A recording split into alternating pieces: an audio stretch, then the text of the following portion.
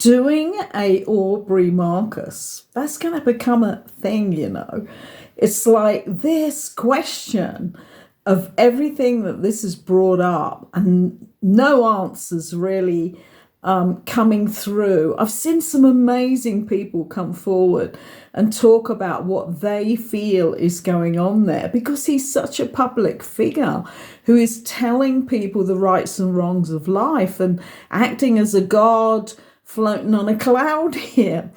And one of the things that came to me is how does it look when you do the opposite? Because I've done this myself, and that is to say no to an Aubrey Marcus. An Aubrey Marcus being somebody who is stretching boundaries so that they don't have to deal with their own stuff, and they're bringing in another person, in this case, into a marriage. I mean, this is not something I would have ever said yes to, but then I'm not at that age. I think he's like in his 40s, isn't he? Is he in his middle 40s? I mean, I'm 76 right now. And recently I had a situation where I went forward towards my twin flame, being called to by the universe because they wanted me to give him a message. Now, this is something that I wasn't thinking about at the time, but it was always at the back of my mind that eventually we could come together if he actually did the work. And I may go into a little bit about what happened when I met my twin flame, soulmate of all soulmates. You can call it what you like. It's called a lot of things. But what I'm going to tell you is what happened this time after not seeing him for probably, I think, not that we'd been together in 36 years, but I think it was about 36 years I hadn't even seen him. But I had called a no, said the no a long time before this, probably maybe 4 years before that, the 36 years. So it's around about 40 years. And I was told by the universe, like, he knows what I do, I'm sure. I don't think he's been completely closed off to me. In fact, I know he hasn't. And but we never could make that work because he was a person who did not do the work. And this time, after the universe told me to do this, I now know why, because it was like a shadow in the background. It wasn't my shadow because I was still working on that and still will be.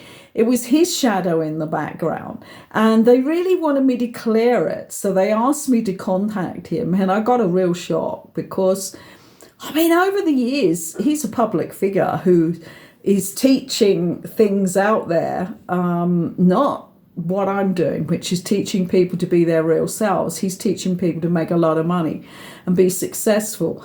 But it's really interesting because I always assumed that he had done some of the work and that we could at some point have a conversation and actually, you know, really relate to each other as having had this deep relationship all those years ago, but that was not to be. And what he actually suggested, even though I was 100% honest and talking over 4 messages, that's all we had. We didn't talk on a telephone. These were just written messages. But in that time, I was telling him that I was very happy. But he couldn't actually accept that. And he knew I'd been on my own because I think in one of the first conversations I'd said to him that I had and that I'd chosen to be on my own unless that person was the right person for me.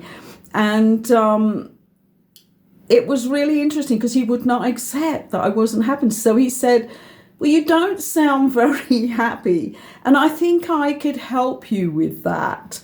And this is a man who has just said that he is in a relationship. I don't think it was a very happy one, but he was in a relationship. And he was suggesting that, and I just answered with like, well, you know, that's a bit odd. I've just said I'm really happy, but he has no sense of that without a person in your life. and with lots of money, because that's what he's gone after, and I never did. And it was really funny because he then suggested that he could put me into an area of his life that was for the extra people. I mean, I really was gobsmacked. That's not how I've lived my life. I mean, and not how I work with clients, not how I've run workshops on relationships, you know, choosing to be in a real true love relationship. And I've done all that. And that's real for me. And I may not be in it right now, but that's what I would choose. And when I did that, this is the powerful thing that I'm getting to. Absolutely amazing.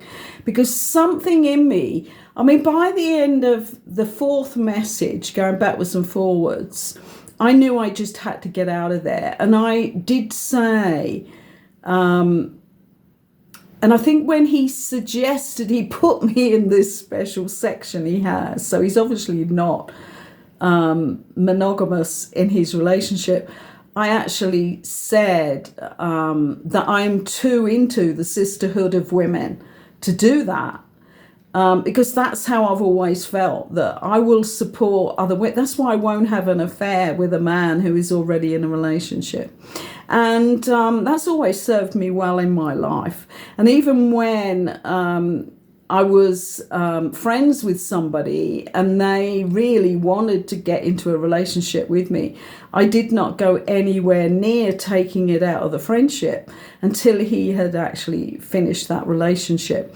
So, and it was really interesting because I knew then I had to leave the conversation, and I just, in the end said, listen, if you ever escape from what you are in, you know, look me up, but I'm not interested. And as I stepped away from the laptop I was working on, as I did that, everything in my system lined up. And there was a part of my sacral chakra system that just went into an alignment that I'd never, ever felt. And I was mind blown because I kept walking around for the rest of I think it was late afternoon and evening, thinking, it's going to move back out. That's just an immediate response. It never did. It was part of my alignment to do that in what could have been a twin flame connection, and which he had never allowed to come to fruition. And we're talking here about a couple, Aubrey Marcus and Vailana. And if she had said no, if it is a true twin flame relationship, she would have gone into a further activation. And this activation that happened to me 2 years ago is still rolling. It's been amazing. And it's really pushing me forward on my soul journey. And what if, when you get asked something like that, you do what is absolutely the highest you can for your soul and you say no? Well, I'm telling you, it's the best thing you can ever do. Whatever happens after that, because they then do get the chance. This is the twin flame journey. They then get the chance to play catch up. And because you've walked away, it doesn't mean that that twin flame bond has separated, although it can do if this goes on too long and becomes very negative. But what usually happens for somebody who says he is somebody on his path, like Aubrey, he should go into his own work on himself. That's what's happening all over the world at the moment. This is the time when twin flames who are able to come together will come together. And if that doesn't happen, I know this because there was something that I said at the end of that message, and I knew it was true. A lot of what happens to me when I get onto that higher level, where it's really important, and I'm doing messages like that and saying the no's that are really important, is that things come out of my mouth that I don't plan. They're just coming through automatically. And what happened was I said the no, and I said, listen, if you ever escape, because I really felt, because the universe had asked me to give him this message about all the negative energy that was in his life at that time, which I did. Really didn't want to do it. I hadn't spoken to him for years, but I was told to do it. And it was because the universe wanted to clear me, and it did. It got the chance to activate me next level. But at the end of that, I said, and I was joking, I was like, you trying to do it lighthearted, because here I was saying no. Not just saying no, but saying, listen, I'm not gonna, I need to get out of here, out of this conversation, because he couldn't respond on the level that I needed him to respond on, not even in politeness. Actually, he had lived a completely different life. I'm so glad that I spoke to him, because he really, didn't respond in the way that I'd expected him to respond. And I needed him to know that. I didn't need him to want to be in a relationship with me. I needed him to have grown at least a little bit. And I said, I'll just ask the universe for a replacement. And it was really funny, because as I said those words, I knew that if he could not in any way complete that, and didn't choose to complete that contract, that's exactly what the universe was going to do. And I know that to be true, and that is the possibility, because we are not expected to not complete. If we have a mission, they will bring a high-level soul partner in. And this is all about saying the no, not the yes, it's okay, and I know what's going to happen now. I'm going to have to go through all this pain and realign myself and go to the edge, as Vailana keeps saying. No, that's not what happened to me when I said no. What happened to me was I rose. And I was really waiting for this activation and balancing that had gone on in my sacral to go out again, because I was used to it. I thought it was imbalanced totally, but it wasn't until that moment that I let that shadow aspect that was still in the corner of my mind thinking, he might come through. I remember years before this, I ran a radio show for 3.5 years, exposing a lot of the truths that were hidden on our planet, in our history, in the real time, about all sorts of things.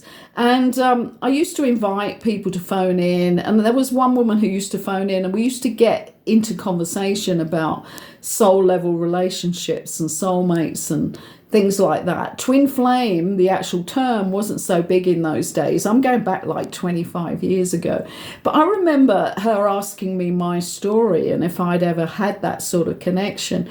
And I used to talk about this on my radio show quite publicly, about the fact that, I could not have the completion of that, because he was out there chasing the money and the clout in life, like being well known, and I was out there on my soul path, deeply into meditation, working with others. I wasn't chasing the money. I was chasing my path of enlightenment. And I used to say, listen, I know that, whoever I was with at the time, I would probably have left them if he'd have walked forward in the right way, because that pathway, when you're with a divine masculine that matches your divine feminine, is so alluring. But it wasn't for me right from the first year, actually, that we were involved. For the first few months that we were involved, and then he just popped in and out, as those sorts of guys did. But I would never go into that physical union with him again, because I realized what he was doing. and what level he could only operate on. So think about the power of the no. Not that you're going to be going through torture and how amazing that is and how enlightening that is. No. In the twin flame journey, the woman, the divine feminine, always, remember that word, activates the man. And this is where Vailana does not understand that. She is thinking that this is for her to give up on herself and what she truly wants and to listen to what this man is alluring to. It's a big thing to think about. The power of the yes, the power of the no. Thank you for listening. Please subscribe to the channel. Really helps my channel, my wisdom, my knowledge to be pushed around on that feed so that it's food for those who need the food of knowledge and wisdom. But to get on that feed, I need to be higher up the ranks of what people want to listen to. And mine is an alternative view here. I haven't heard anybody say this. But for me, it's my experience. And it'll be my experience again if somebody comes forward to me with a much lower level of soul love relationship than I know is possible. So subscribe, like. Thank you for listening.